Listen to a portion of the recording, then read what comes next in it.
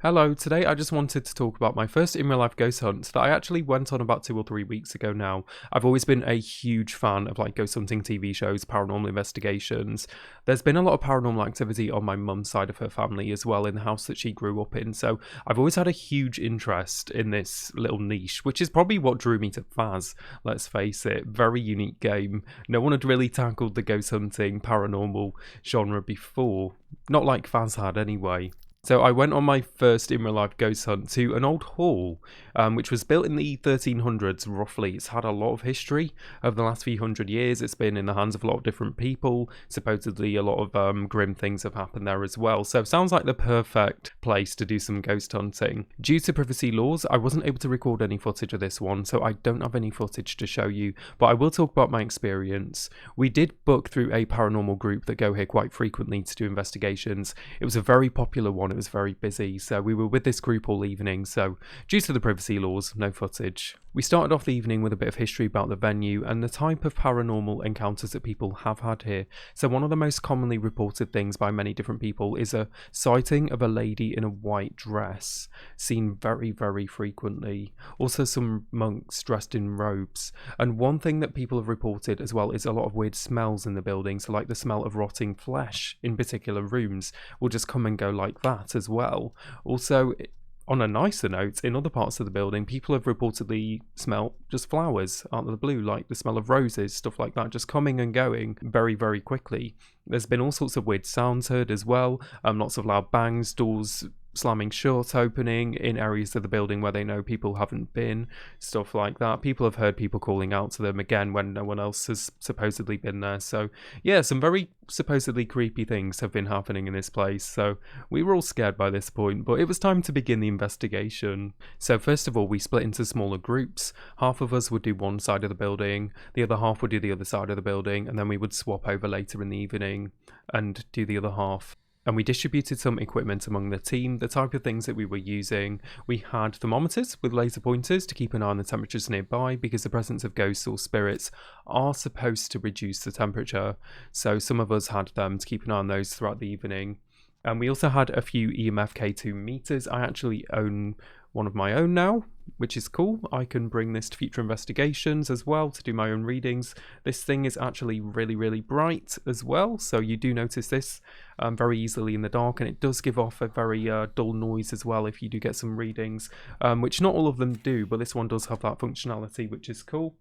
Also, we had some motion activated balls, not unlike this one here, essentially like cat toys. So these require quite a lot of force to get them active, as you can see. Come on, you.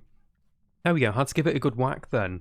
So we were using these throughout the evening, really, just asking them to interact with them if there were any spirits or ghosts or anyone nearby. But they do require a lot of force to actually activate these, from my experience. We also had Ouija boards, which we did do later in the evening. I'll talk about that a little bit later. And we did some table tipping as well, which again, I'll talk about shortly. But that was most of the equipment that we used this evening. So we started off the evening moving through different rooms, different areas. It was a bloody big place, I'll tell you that. It took a long time to get through it all. In the process, we were asking for signs, we were calling out, asking if anyone was nearby that wanted to communicate, etc. And for the first while, we didn't really have any activity. There were some of the more jumpy people in the group that supposedly heard and saw things that I didn't and many others didn't, but I think you have to keep things a bit realistic sometimes, because they were easily debunked. Being in the dark for so long can really, really, really take its toll on you. Your mind can start playing tricks, so you do have to keep things a bit more grounded and realistic and take these things into account, which not everyone was, I have to say, but that's part of the fun as well, isn't it? But I like to keep things more realistic. I'm a bit skeptical, really, but I kind of want to be proven wrong. That's kind of my mindset on this. I just find it fascinating, the prospect of it. Shortly afterwards, we tried some table tipping. So for those that don't know what table tipping is, you put your fingertips very, very lightly on top of a table, and some believe that the ghosts or spirits will use your energy to start moving the table, and there is a lot of footage out there of supposedly successful table tipping sessions. Whether you believe that or not, or if you believe it's your subconscious movements moving the table, that's up to you to decide. But I tried to stay open-minded but skeptical at the same time. So we had this group doing some table tipping. They weren't actually getting much movement at all, I have to say. But until one weird thing happened near the end that no one could really explain. So the group at the time, there were about 4 people on the table, all had their fingertips on it. They were asking for signs, asking for them to move it, stuff like that. Wasn't really happening. Well, then near the end, they were asking some questions, basically to see if they could get a response. And they heard some very, very, very distinct tapping and knocking on coming from the underside of the table. But the weird thing is that all of them heard it at the same time on the table, because they all kind of like gasped and said, oh, did you hear that? Like all at the same time. It wasn't one person saying it like to plant the seed and then everyone else was chiming in afterwards. They all supposedly kept hearing this tapping, like in response to their questions, all at the same time. And they said it felt like it was coming from the very underside of the table, which obviously no one was nearby. We just had this group on the table and everyone else was stood like quite far back. So that was the first thing that was a little bit strange that we didn't really have an explanation for. So then we carried on into further parts of the building. So we ended up in the attic of one side of the building, which was essentially like the nursery. So we took a lot of toys into this room. We took in some motion activated balls that I talked about earlier, these things here that often require a lot of force to activate. Come on, you. There we go. And also we took in a teddy, which was very similar, motion activated, kind of lit up in a similar fashion. So we put these toys all around the room and we sat there for a long time, checked that none of them were going off. We tried walking nearby them, jumping on the floor to see if we could activate them. And these things were not going off, I will tell you that, unless you directly went and touched them. So we did this for quite a long time just to get some baseline readings, and then we started calling out. And it was quite bizarre, I won't lie. They all started activating in different ways as well, like one by one all around the room.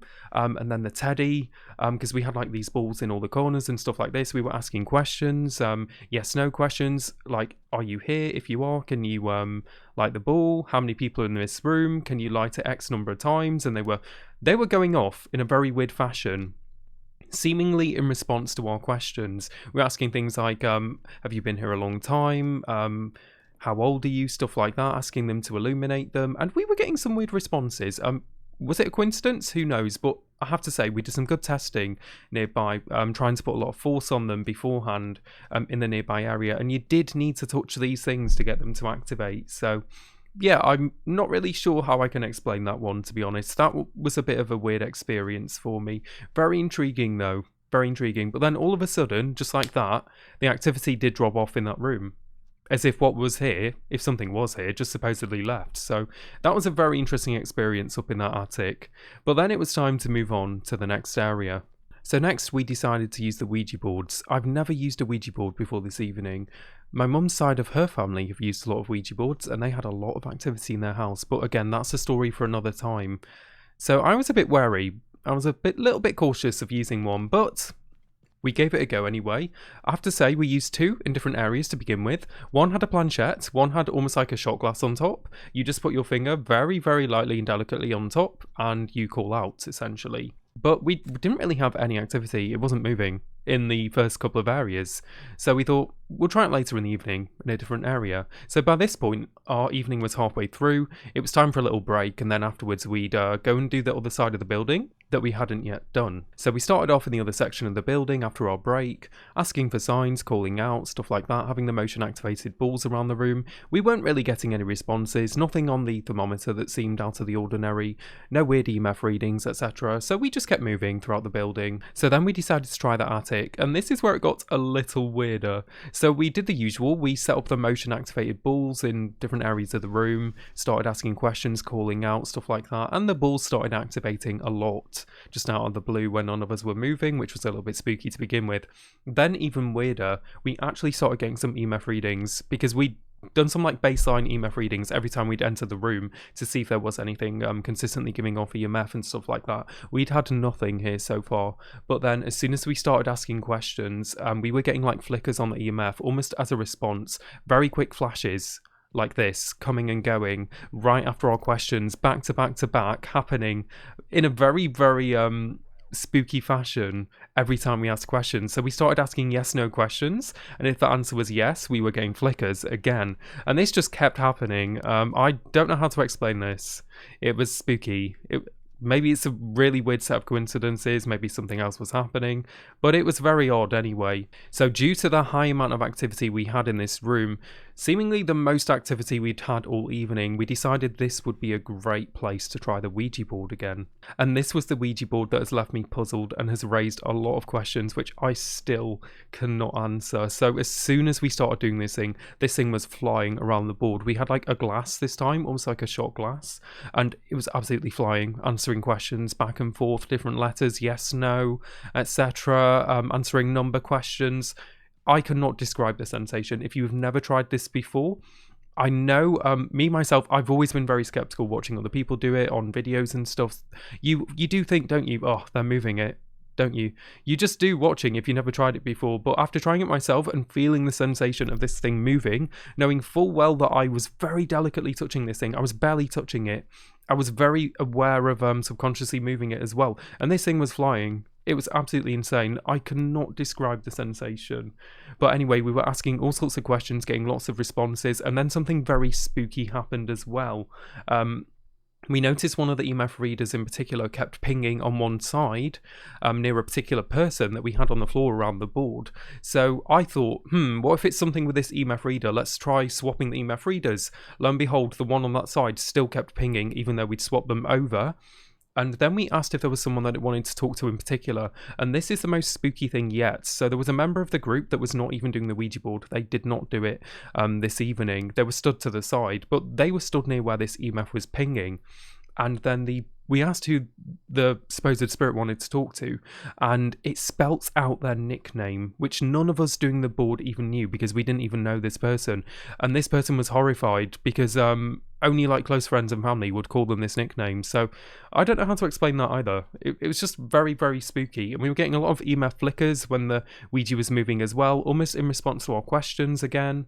And in the end, the Ouija board was just going out of control completely to the point where I could barely even keep my finger on it, and all of us were just pretty much falling off it, and it was bizarre, completely bizarre. I have so many questions from that. But the first two Ouija boards we did that evening, like I said, no activity, nothing happened. This one, because we felt like so much was happening in the room, decided to try the board. Completely different experience. So yes, I definitely have many questions about that experience anyway. So shortly afterwards we concluded our session on the Ouija board. We made sure to say goodbye on the Ouija board as you should, good practice, and we finished the rest of the building that we hadn't yet covered. We didn't get any motion activated responses at all with the balls. We didn't get any EMF spikes, any weird temperature readings in the other areas, etc. So yeah, we were kind of done for the evening at that point. That was a good 4-hour session. It was time to round it up. So all in all, it was a great evening. Really, really fun, if anything, but it was super interesting as well. And we had a great range of people there as well. Some that really seemed to be firm believers in the paranormal. Some that were a bit more skeptical like myself, and then everything in between. But it's great because we can all respect each other's opinions and beliefs, and we're all just there to have a good time as well at the same time, which we all did. It was great. And honestly, that attic was definitely the peak. So we had a lot of activity there. I have a lot of questions still. I don't know what to think of it. I've tried to rationalize, I've tried to think of explanations, but there's just so many spooky coincidences that I guess you just don't know for certain. But that is what the paranormal is. The paranormal is the unknown, the stuff that you can't describe via rational means. So yeah, definitely the next few days were interesting. I had a lot to think about after that. But I enjoyed it so much that I'm actually going on another one. But this one is going to be a little bit different. It's essentially an abandoned asylum. I'm going very shortly, within the next few days. This is going to be a bit of a longer session as well, and it's going to be quite different in terms of its vibe as well, because this place is abandoned. It is just used for paranormal investigations. They do have a security team as well there, which does monitor it 24/7, so it is safe to go in and stuff. But yeah, it's only used for paranormal investigations at the moment. I'm sure I will have some stuff to report on about that as well. Whether paranormal or not, it's going to be a very interesting and maybe scary experience. But yeah, I'm looking forward to that. I cannot wait. I hope you enjoyed hearing my experience anyway. If you have had any of your own experiences or you have done some of your own ghost hunting, please do let me know in the comments. Honestly, I love hearing people's experiences. I would love to hear your stories if you have any. For those that join the stream, you know that I love to hear paranormal stories every time someone has one when they come in. But yeah, thank you for watching. Really appreciate it. Take care, and I will catch you in the next one.